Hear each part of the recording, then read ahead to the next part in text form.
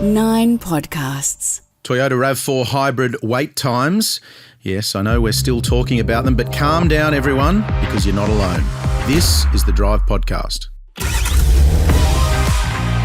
Thanks for tuning in. Trent Nikolic with you, Josh Dowling with you, both in Sydney. Josh, thank you for joining me, mate, Thanks as for always. having me. And let's kick off, as we often do, as we always do, I think is probably the fair way to say it, by you telling me, you confessing what you drove to the studio today. Well, it's not that much of a confession, but what did you drive? Which is great because you saw it in the car park. But for the pretense, I'll of pretend the I podcast, don't know. That's Yep. right. And well, as you know, we had Bring Your Car Into Work Friday. Oh, we did actually. Yeah, Friday. we did. We did a little social post on that. Yeah, that's Instead right. of Bring Your Dog Into Work or your kid into work, we had Bring Your Car. Bringing your car to work's a lot less distracting than children. Have you noticed that? And dogs. Yeah. Yeah, although the dogs are very cute. They we are do have a cute. few dogs come in the office. I got back into my Ford Ranger, which I haven't been in for a little while. Yes. Loving it. There's a few little things are going to get checked at its first service because as night follows day, when a new car comes out, there's Little glitches. little updates. So I've got that moraying in the dash. You turn it on and sometimes you get the welcome screen and the instruments. So I guess that's Ford giving extra It's value. two for the price of one. Yep. And there's some other things they're going to plug it in. And all. It's interesting, actually, the process. I rang the dealership. They said, what's your rego? They said, yep, there's a couple of – now, they're not recalls because recalls is the term given to safety-related items, right, but they call them field service campaigns or updates. And they said, yeah, there's a couple of things. So, yeah, bring it in. We'll have a look. So looking forward to picking it up.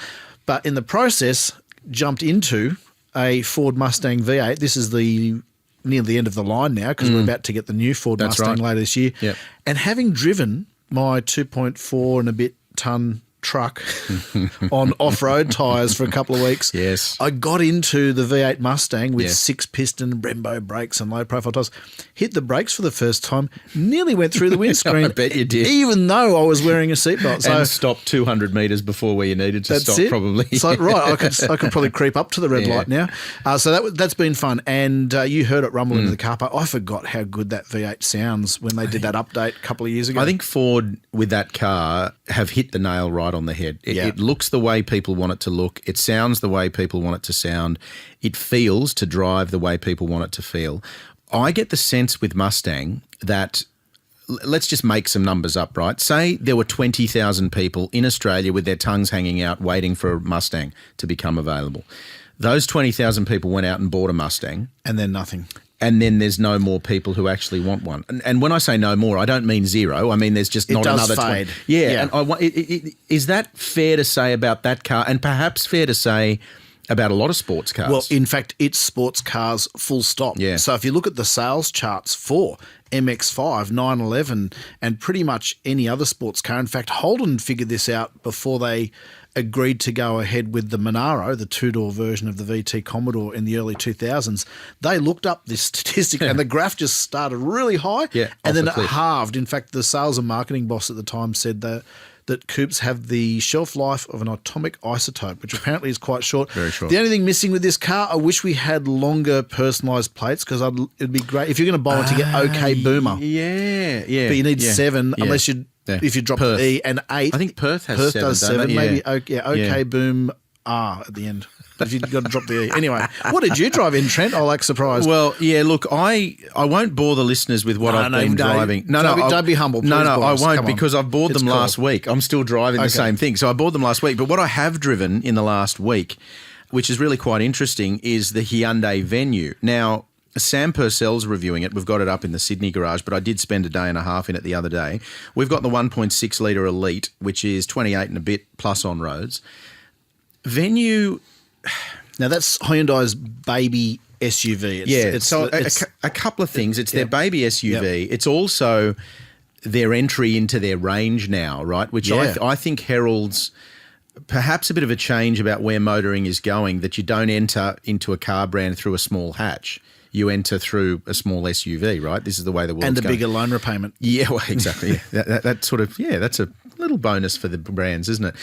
This kind of sounds unfair, but I have a love-hate relationship with the Venue. I remember driving them originally and going, I don't really get it. I don't really like it. I drove it a few times after that. We joke about this in the office. I was neither under nor overwhelmed by it. I was merely whelmed. which is probably not a good thing. It's like you either want just people, whelmed. you either want people to like you or hate you. You don't want people to go, I don't really care. So I was kind of there. However, having driven this one that's got updated infotainment, the cabin feels a bit different, it does make a lot of sense to me. If you're running around town, you don't do a lot of long highway miles, you want something compact, tight turning circle, easy to park, good visibility, enough room in it, all those things, it actually does make quite a bit of sense, I think. And you've got that slightly taller driving position, Yes. being an SUV in inverted quote marks, even though it's probably not going to go over anything more than a gutter. Comfortable suspension in the urban landscape. But you're talking about underwhelm before. That's a running gag, a fellow motoring journalist from another publication. Whenever we share a car together and we get to the halfway mark or the driver swap, and if there's a car company executive or minder nearby, we'll look at each other across the roof and go, how many M's in underwhelming? And you can see the minders going, Let nothing out of the bag. So that's what we've been driving, Mustang V8. Hyundai. No, tell them really what you're driving. I'm driving. Is it a secret? I'm driving my 1984 Nissan Gazelle, but I did, which is beautiful. By the way, I did talk about it last week. Oh, sorry, that's why. I was being serious there. I did bore everybody with it last week, although we were bowled. I thought you meant us in the office. I've bored you in the office with it as well, and you have to look at it, whereas people who are listening don't have to look at it or me. Now let's start off with two of our favourite topics in terms of news: price rises, tick, we love them, and wait times, tick, we love that. Let's start first with price rises. Ford Ranger, Ford Everest. You might call them moderately popular vehicles in Australia. You might suggest that Aussies like Ranger and Everest just a little bit. I'm of the opinion, no secret to anyone who listens to the podcast, I think vehicles across the board are too expensive. I think they have been too expensive for a little while. I think the death of, in inverted commas, if you can't see what I'm doing, I'm making the inverted commas sign. I think the death of the affordable vehicle, the $17,990, $15,990, $19,990, whatever it might be, I think is a concern for people buying cars going forward. So then when you read about vehicles that, I think it's fair to say, and Ford might not love this comment I'm about to make, knowing that vehicles that were already expensive, that have gotten more expensive, I think is noteworthy.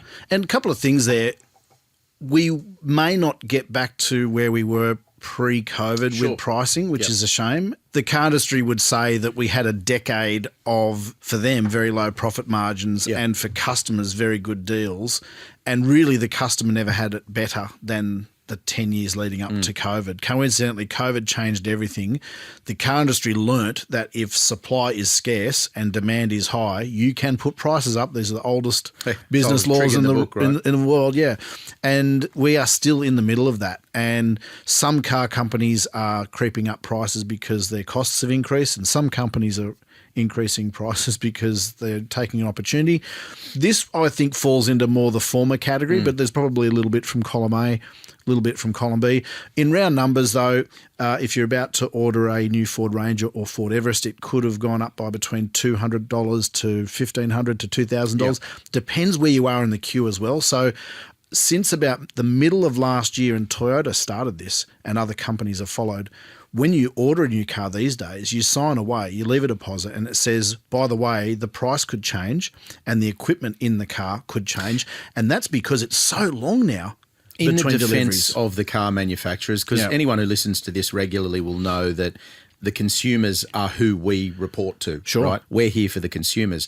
And I'll be the first to say that I think a car company's taking the PISS. However, in their defence, if they can't secure a car for 18 months to 2 years, they can't possibly guarantee a price, because that's just not possible. Like, you can't do that in any other business. You can't say to someone, give me a deposit now on a gold watch and in 3 years' time it'll be what it costs now, or a diamond, or building materials, or tyres, or mobile phones. You can't, right? We've never had this situation before. These are unprecedented times. I know it's a cliche, but they really are. The car industry globally has never found itself in this position.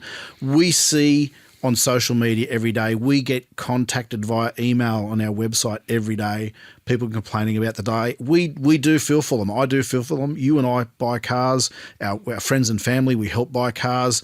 We are on the social media pages where people are complaining about delays. Unfortunately, there is really no end in sight, because there's just a very, very long queue. It's not a matter of really so much the production interruptions now. It's just demand is sky high, even through interest rate rises. So for us to get back to a situation where dealers are desperate to move cars, we need people to drop out of the queue. We need interest rates to come down, and we need dealers to be oversupplied with stock, and that's not the case right now. So that's not a way of us brushing off your frustration. It is very frustrating, but it is the reality at the moment. I said 12 months ago, this should be over in 6 to 12 months. Guess what? That was wrong. So don't listen to me for any crystal ball advice. I don't listen to you anyway. No, that's true. But we do hope we are approaching the end of it. There is a view that hopefully 6 to 12 months from now we'll be out of this mess.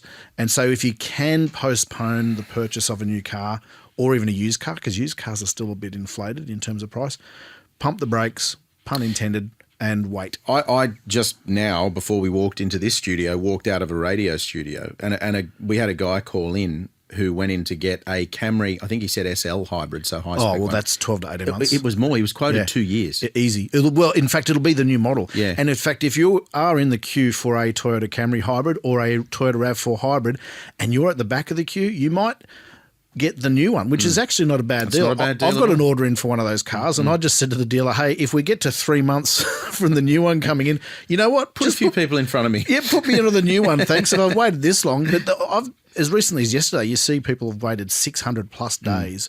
The other thing to keep in mind, and Toyota's a good example, right? We saw this with the end of 200 series production. You can't assume necessarily that just because you're on the list with a deposit that you'll actually even get the car. No, that's right. There could be a chance that you won't even get it, right? And it's worth reminding people too, you do have the option of opting out at any point. And some people are. Some people are opting out of the Toyota RAV4 hybrid queue and going somewhere else. That's their prerogative. But the deposit slip you sign or the contract you sign says pending price and test drive. So you can bail out of the deal right up to before you sign the deal. Right up before you're ready to register the car and take delivery, or you can pull out tomorrow out of the deal. Going back to Ranger and Everest, obviously very good vehicles, impressive vehicles. And Raptor, we should point out, 2-year waiting list some dealers are quoting. And that's what I was going to ask. Any insight, if you want a Ranger or you want an Everest, you're listening to this, do we know off the top of our heads that there is a spec of Everest that you can actually go and get your hands on? So the bi-turbo or the twin-turbo 2-litre 4-cylinder diesel, the mid to lower specs in more plentiful supply. Same with Ranger. Bi-turbos or even the single turbos, the ones with the vinyl floors, the steel wheels and the really big ugly headlights. They are sale-proof. I mean, if you walked into a Ford dealer to buy one of those, they'd probably tackle you and say, don't leave. We've been looking at these for 4 weeks. We want it off the floor. So you can get a car, but surprisingly, it's the most expensive Rangers that are in the hottest demand. And even though Ford can pivot to a point and get more of those parts, they can't just make that change overnight. So people are saying, why do they keep bringing these white ones in with steel wheels? That's because these decisions are made 6 to 12 months out. That's right. So exactly. And there is an incentive for car makers and dealers to get you into a new car. They don't get paid until that thing's in your hands. Let's make that point again, that there is no benefit to a dealer in not selling you a car. That is not how their business model works. Correct. They're not selling you a car because they don't want to or they don't like you or your money's different to somebody else's. It's just purely they can't get one. The other thing I was going to say is the hypocrisy you see before we move on to the next topic, because I'm sure if you're not waiting for a new car, this is very boring. Yeah, it's very boring. But this will be a bit of fun. Here we go. We're boring people. So I'm on one forum and they'll complain about a markup being put on by a dealer, or not even a Toyota dealer, but it could be a generic used car dealer. And so there's a pile on. But then you know what happens? A few weeks later, one of the members of the group will have taken delivery of their RAV4 how hybrid. Interesting. Yeah, and they say, my circumstances have changed. Looking at selling it, don't really. And it's, of course, it's got 5 to 10 grand over retail. They're not giving it away, are they? A little bit of hypocrisy there, just a little. Anyway. Now, I love nothing more than a good segue, and I'm not talking about those stupid things that you ride that you invariably look like an idiot on and you tend to crash. But segue from talking about wait times with Fords to talking about wait times with Toyota RAV4 Hybrid. For some reason, the RAV4 Hybrid, and I almost feel sorry for Toyota, I guess it just talks about the popularity of the vehicle, but the RAV4 Hybrid is the poster child for wait times in Australia and the frustration based on them. You've got a good message here to give that we've spoken about before. There are wait times, but people are not Robinson Crusoe here, right? That's right. Look, it's, again, not trying to sound flippant, but one of the reasons there is a long queue for the Toyota RAV4 Hybrid and other similar cars is because there's a lot of people wanting to buy one. Yeah. And it's not a matter of Toyota not wanting to supply. It doesn't make it any easier. It's not forever, but it is certainly for the next 6 to 12 months. Have a look at something else. Well, people are. You don't have to buy an SUV because your neighbour's got one and someone across the road's got one and your boss has got. You don't have to buy. Look at a wagon. An SUV.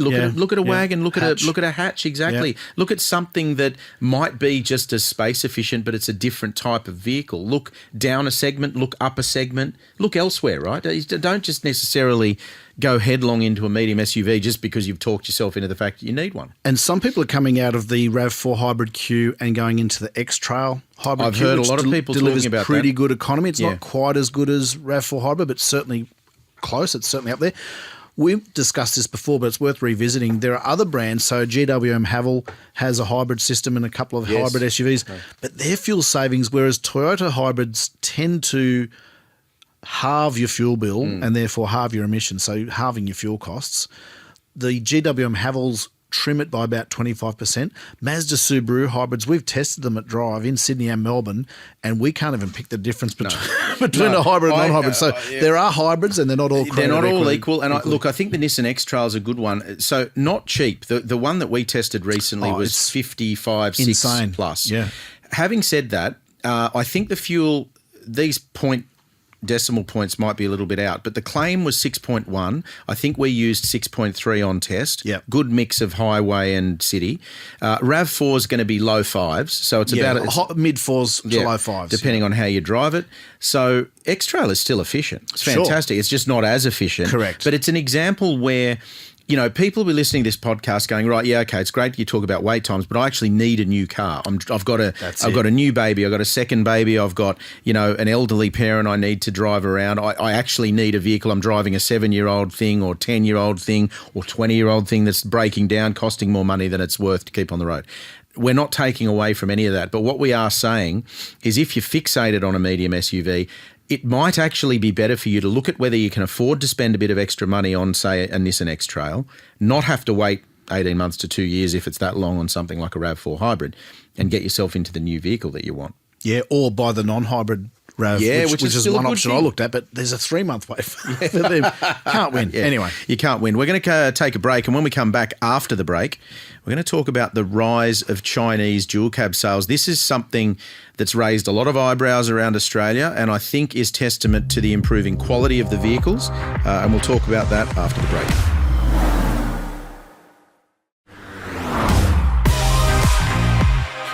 You're listening to the Drive podcast. Trent Nikolic and Josh Dowling with you. Josh, you and I talk about this in the office all the time. Yes, we are boring. We do talk about sales figures a lot. Wait till I get about talking about tyres. That really puts you guys to sleep. We talk about tyres so much we put ourselves to sleep, which is indicative of how boring we really are, although I find tyres quite exciting.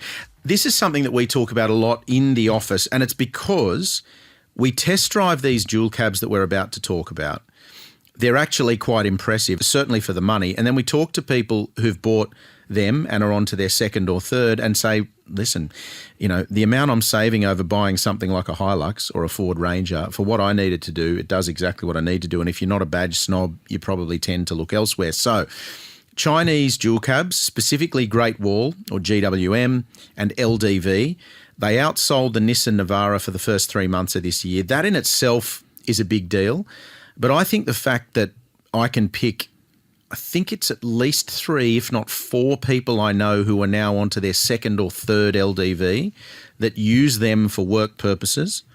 One person of which has bought one for their son now, who's a tradie, or helped their son buy one, who's a tradie, I think shows that exactly what these brands would be hoping to do, they are doing in the Australian market. Yeah, and we've said this before, but the mainstream double cab ute brands, so Toyota Hilux, Ford Ranger, Isuzu D-Max, Mazda BT50, Mitsubishi Triton, Nissan Navara, they've basically vacated that $40,000 sweet spot.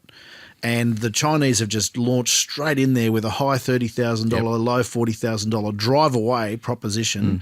They've got that market to themselves. There's a whole build-up of customers who that's their budget and they'd rather spend that money on a brand new truck than spend that money on buying someone else's problems, because there's, as we know, there's no such thing as a cheap second-hand ute, because the tradies snap them up and people snap them up. So, look, they've really hit their mark at the moment. And look, the Chinese utes certainly impress in many ways. I think we both agree, though, there's still room for improvement. Absolutely, but it shows us that, first of all, GWM is only halfway through the model cycle of the current car. But once they tidy up a few things like the lane keeping assistance, some of the infotainment glitches, maybe not having that fuel filter dangling down so low, which Perse spotted when we did that off-road test. But once they iron out those bugs, that is going to be a formidable car. The LDV T60 had a major facelift a couple of years ago. It's got a new generation just around the corner. That's going to be impressive, that's the one to watch. But here's some numbers. I know it's always boring to talk numbers on the podcast, but here we go. So GWM Ute, 2,500, almost 2,600 sales so far this year. LDV, more than 2,200. Nissan Navara, only 1,800. So that's the weakest performance for Nissan Navara at the start of the year on record. Sure. Partly that is supply driven. They can't get enough vehicles out of the Thailand factory for us. But here's another thing that shows you what sort of trouble Navara's in. Ram, more than 1,600 Rams have been sold in Australia. Breathing down Navara's neck. neck. So it's only 100 or 200 sales away from overtaking Navara as well. Yeah. So a couple of things there. Those figures show our love for US pickups. Shows that the Chinese pickups they're not coming anymore. They're here. They're flying. Absolutely. And they've probably got Triton in their sights next. However, Triton will be assisted once the new model turns up late this year or next. But different perspective. Yeah. It's quite interesting to me because we've tested GWM and LDV specifically on-road, off-road. We've done some towing with them.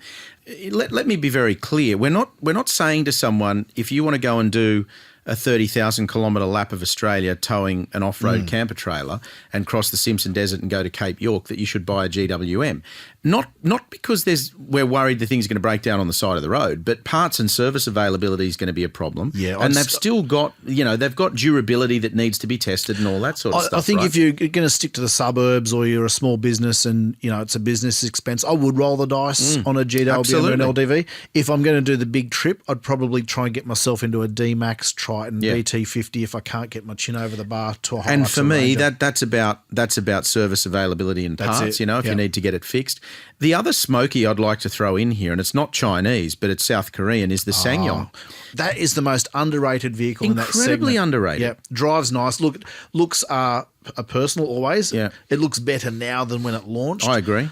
I don't understand why they don't sell more of those. That is a huge bargain. cabin, plenty of room. It's really good value for money. It drives particularly massive well. Tray. Yeah, it's really useful. Don't understand why they don't sell more. Really useful. Yep. Let us know what you think. I mean, if you've looked at these on the Drive website, specifically the Sangyong as well, if you agree with Josh and I that it's underrated, let us know why it is and what you think of it. And also, what we love hearing, we get this a little bit on the radio show, but if you guys have got a Great Wall or an LDV, or a Sangyong, and you love it, let us know. Tell us why you love it. Tell us what's been good about it. Keep us in the loop.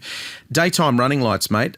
Surprise, surprise, are good for road safety. It's one of those sort of like, thanks for the tip scoop thing. Like real like discovering your thumbs, you reckon? Yeah, exactly. Like, these are handy. Unsurprising to me that this study that's come out of the Monash University, I think they've got like a road safety unit. Correct. It's come out of there, and it's good to know that it backs up the fact that we've been saying put them on cars for as long as we have. So a couple of things, just in case you're not familiar with what daytime running lights are, they've effectively replaced parking lights, but they're a lot brighter, and as the name implies, they run during the day. And they're automatic. And they come on as soon as the car switches on, they're on. And regardless of whether your headlights are on, off, or an automatic, the daytime running lights are always there. They're designed to get other cars to see you, better visibility, going through dappled light or sunrise or dusk. And the reason that they help save lives, I guess, is because people don't pull out in front of the moving car, or they can see an oncoming car when they're considering overtaking. But I did think this was interesting because these lights have been mandated in Europe for at least 10 plus years. It's that long now? Yeah, wow. And we get them by default. It's actually not an Australian requirement, but it's harder to disable them than it is to just leave them on the car. The study was massive. It was almost 120,000 crashes through most states and territories in Australia from 2010 to 2017. So that's a really big sample size. But I also thought it was mentioning there's two things that get lost in this discussion. Daytime running lights, which is the exterior light on the car, they're on no matter what, and it helps deliver visibility, like we said, country roads, dappled light, low light situations.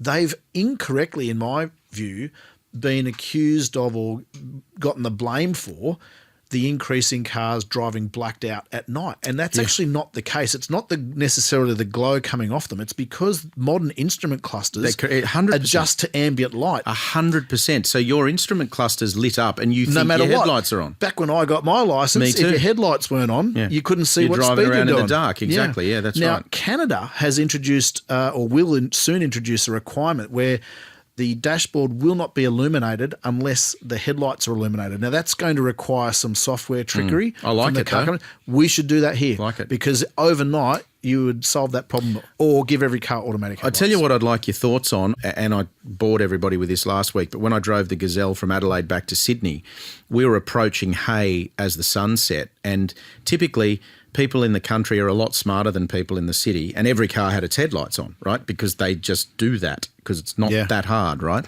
Would it be a good thing to add some little red DRLs at the rear of the car? Like a fog light. Like a fog light. Not that actually do anything other than just identify, like a corner marker, that identify the rear of the car, because if you come up behind a vehicle in low light, so you come in from the rear, and its DRLs are on the front, you can't see them. But if they haven't got the headlights on, there's no rear parkers on. Do you reckon that'd make a difference as well? I agree. And you already know how boring I am. I've already admitted to talking about tyres or getting excited about tyres. Getting excited Do you know about what else I'm excited about? Yeah. Driving in the day with your headlights on, whether you need them or not. I know and it's that. just a habit. Even if the car's got... You don't get fined for having them on? No, and people don't pull out in front of you as readily as they might, and it solves the problem you're talking about. So, yeah, That's if we ran the world, mate. We'd be compulsory headlights. Everywhere. Yeah. Everyone would Love have it. headlights Excellent. on. Moving right along, one of our favourite topics, and no, it's not tyres or headlights or driving around in the daytime, it's Elon Musk. We should have this thing on the site that's like Elon Watch. This week, the new one is he's going to have to testify in a US court over claims promises that he made about so-called autopilot semi-autonomous tech that, guess what, wasn't autopilot or semi-autonomous tech that actually worked in the real world, seemingly. We've said this before about Tesla. If Toyota, if Ford, if Mitsubishi, if Nissan, if General Motors made any of the proclamations that Tesla has made, there would be global outrage. Yeah. But when Tesla does it, everyone goes, oh, isn't Elon cool? Oh, look at this space shuttle over here.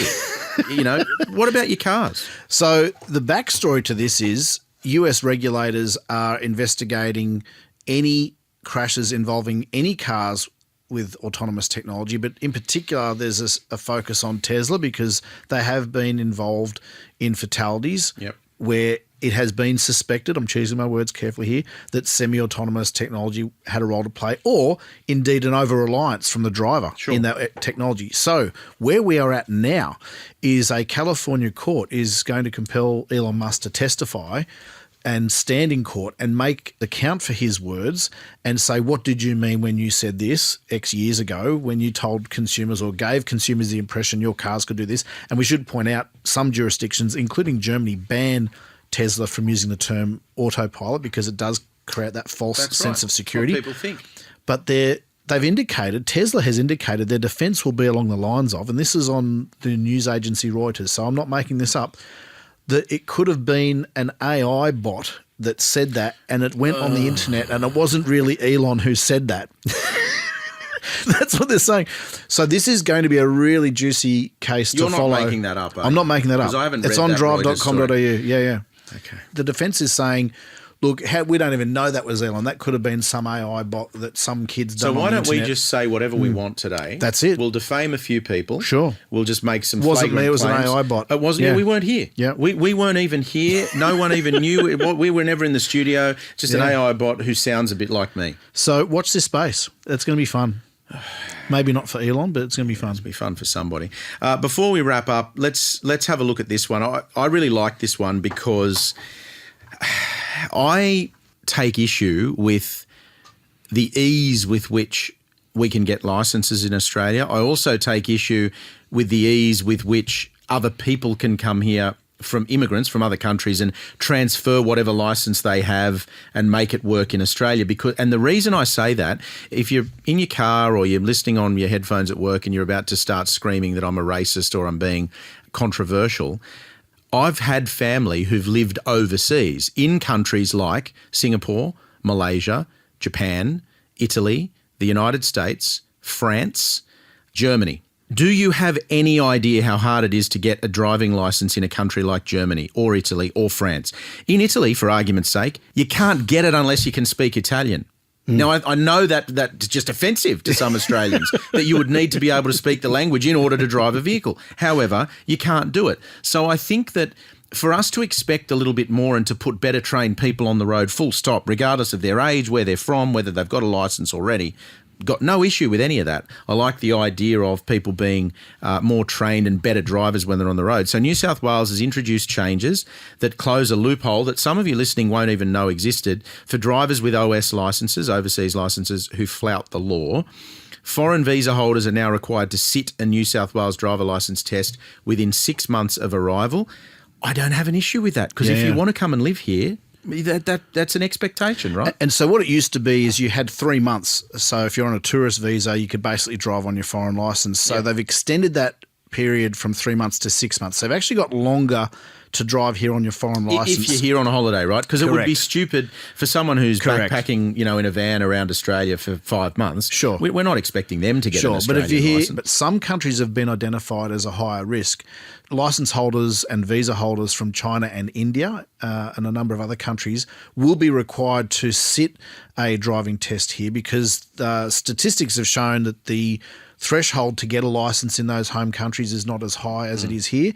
But also they've seen, according to police, a really high number of those who flout the law and just keep bowling straight over their 13 demerit point limits. Yeah, because there's no penalty. And the police are just powerless to do anything to stop them. They can try and ban them from New South Wales, but if it's a foreign licence, it also restricts their ability to impose any sanctions on the car or any other sanctions on the driver. So this will hopefully tidy that up. And these are not popular decisions to make for politicians, I would imagine, because it could be seen as targeting particular groups. You immediately get what I said jokingly at the start. Someone's going to go, you're a racist. Well, no. I want people safe on the road. They're responding to the stats. They're responding to the stats. That's right. Putting better and more aware and more skilled drivers on the road. I say this all the time. We're lucky that we get to work on our skill set all the time. Sure. All the time. And it's part of our job. We're regularly working on it. But the average punter could get their licence when they're 17 or 18 and then never work on their skill set again until they stop driving. Now, that's not a criticism on the individual, because that's the way the system is. But if the system required you to do it, I think we'd all be better drivers. Absolutely. And it just really upsets me that because we have got this speed message in our faces all the time, it's blinding us to other causes, inattention, navigation systems saying turn left here, and so you see people in the traffic go, I've got to, and they go, I'm going to inconvenience you because I made a mistake and I'm going to cut across 3 lanes. Here's a top tip. All these roads line up with every other road you can get to. How about you go straight, champion, and Maybe go around you the could block? do what I used to do if I missed a turn, keep going and do a loop around the block. Find a roundabout, go around the block. Anyway, we could talk for another half hour. Tell you what I'd love your feedback on, if you're listening into this and you're a bit wound up. Let us know what you think about licence testing. A couple of weeks ago, we dobbed Rob Margate in. He's going to do his licence test again. Why? Just because we're going to do it as an exercise, because there was that news story. Just make sure you record it, but don't do it live. Like, so if he fails... Yes.